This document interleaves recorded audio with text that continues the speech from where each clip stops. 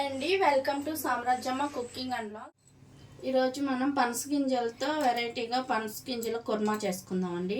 మసాలా వేసి ఇది పుల్కా, చపాతీ, రైస్ దేంట్లోకైనా బాగుంటుంది. ఈ పనస గింజలు అందరు తినేసి బయటపడేస్తారు. ఇలా కూర చేసుకోండి ఒకసారి. ఉడికించి కూడా తినొచ్చు, చాలా బాగుంటాయి. జీడిపప్పు టేస్ట్లో ఉంటుంది. ఇప్పుడు వీటితో మసాలా కర్రీ చేసుకుందాం. ఎలా తయారు చేసుకోవాలో చూద్దాం. స్టవ్ వెలిగించుకొని ఒక గిన్నె పెట్టుకుందాం అండి. అందులో కొంచెం నీళ్ళు పోస్తున్నాను, ఒక 2-3 గ్లాసులు. ఇందులో కొంచెం పసుపు,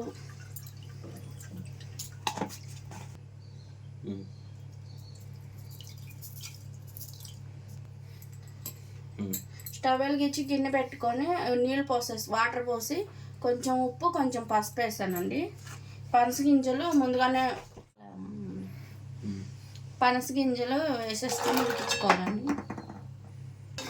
ఇదిగోండి, పనస గింజలు ఉప్పు పసుపు వేసిన వాటర్లో వేసి ఉడికించుకోవాలి ఒక 10 నిమిషాలు.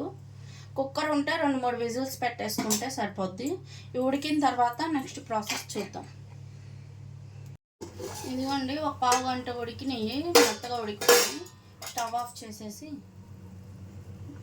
ఎంత కూర్చోండి, ఉడికిపోయి ఇవి తీసి వేరే గిన్నెలోకి వేసుకున్నామండి.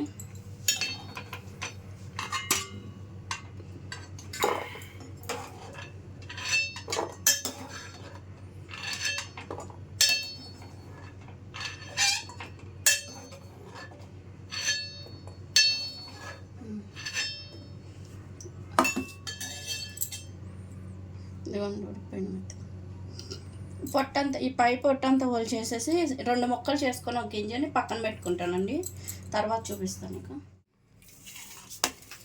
ఇక ఇందాక ఉడికించుకున్న పనస గింజలు పొట్టోల్సేసి ఇలా ఒక గింజని 3 ముక్కలు చేస్తానండి. ఈ పక్కన పెట్టేసుకొని ఒక గిన్నె పెట్టాను, అందులో ఆయిల్ వేసుకున్నాను.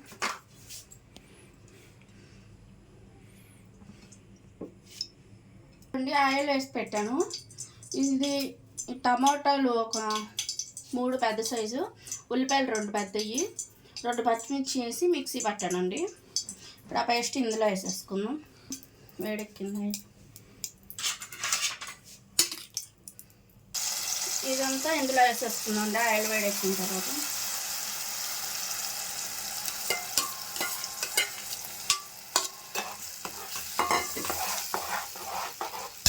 ఈ ఉల్లిపాయ, టమోటా, పచ్చిమిర్చి పేస్ట్ మొత్తం పచ్చివాసన పోయేంత వరకు వేయించుకోవాలండి. ఇందులో కొంచెం పసుపు వేసుకుందాం.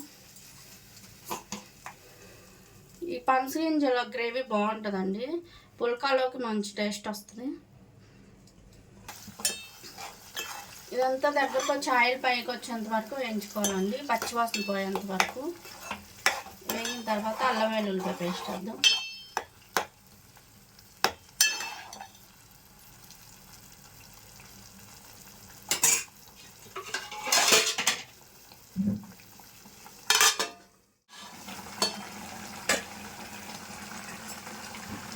ఇలా మధ్య మధ్యలో కలుపుకుంటూ ఉండాలండి, లేదంటే అడుగు పట్టేస్తుంది. ఇప్పుడు ఇందులో అల్లం వెల్లుల్లిపాయ పేస్ట్ వేసుకున్నాం, సిమ్లో పెడతాం, చిందుతుంది.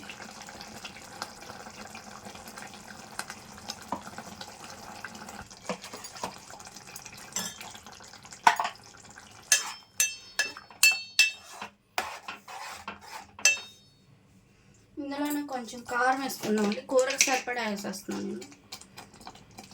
కారం అసలు ఉంటే లేదు.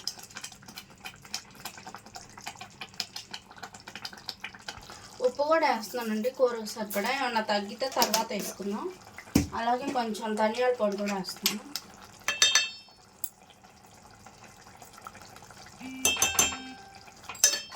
ఉప్పు, కారం, ధనియాల పొడి, అల్లం వెల్లుల్లిపాయ పేస్ట్ వేసాం కదండి. ఇప్పుడు ఆయిల్ అంతా పైకి వచ్చేంత వరకు వేయించుకోవాలి, మొత్తం వేగిపోతాయి పచ్చివాసన పోయేంత వరకు. కలిపేసి మూత పెట్టేస్తున్నాం. కొత్త వాళ్ళు ఎవరైనా మన ఛానల్ని చూస్తుంటే సబ్స్క్రైబ్ చేసుకోండి. మన వీడియోస్ నచ్చినట్లయితే లైక్ చేయండి, షేర్ చేయండి, కామెంట్ చేయండి.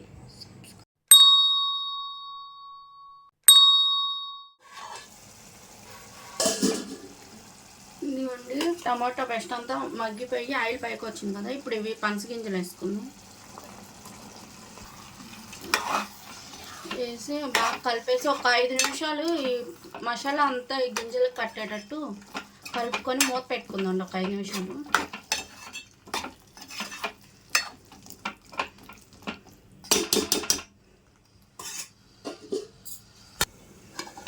ఒక 5 నిమిషాలు అయిందండి. ఇప్పుడు ఒకసారి కలుపుకుందాం కూర. వాటర్ పోసుకున్నాము, ఒక హాఫ్ గ్లాస్ వేసాను.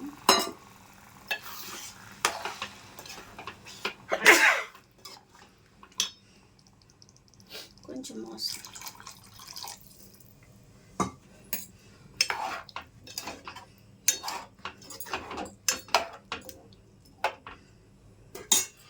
బాగా దగ్గరకు వచ్చేంత వరకు ఉడికించుకోవాలండి.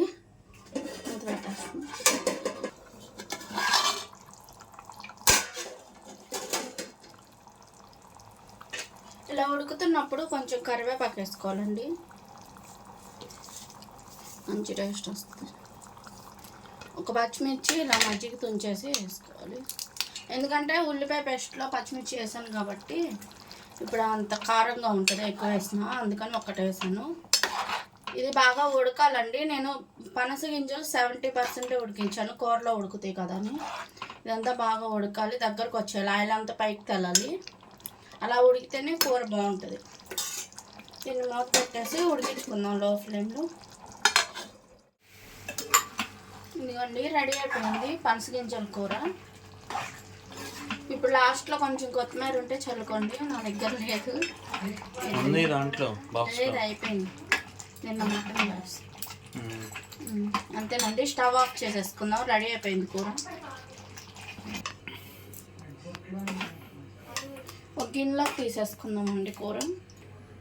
ఓకేనండి, రెడీ అయిపోయింది పనస గింజల కుర్మా. ఇది పుల్కా, చపాతీ, రైస్ దేంట్లోకైనా బాగుంటుందండి. చికెన్ లాగే ఉంటుంది, సేమ్ చికెన్ కన్నా ఎక్కువ టేస్ట్ వస్తుంది. పనస గింజల్లో ప్రోటీన్స్ జీడిపప్పు, బాదం పప్పు కన్నా ఎక్కువ ప్రోటీన్స్ ఇందులో ఉంటాయంట. అందుకని దొరికినప్పుడల్లా తొనాలు తిని పడేయకుండా గింజలతో కర్రీ చేసుకొని తినండి అప్పుడప్పుడు, చాలా బాగుంటుందండి. నచ్చితే మీరు కూడా ఒకసారి ట్రై చేసి కామెంట్ చేయండి ఎలా వచ్చిందో. మన ఛానల్ ఎవరైనా కొత్తగా చూస్తుంటే సబ్స్క్రైబ్ చేసుకోండి, లైక్ చేయండి, షేర్ చేయండి. మరో వీడియోలో కలుసుకుందాం. బాయ్ అండి.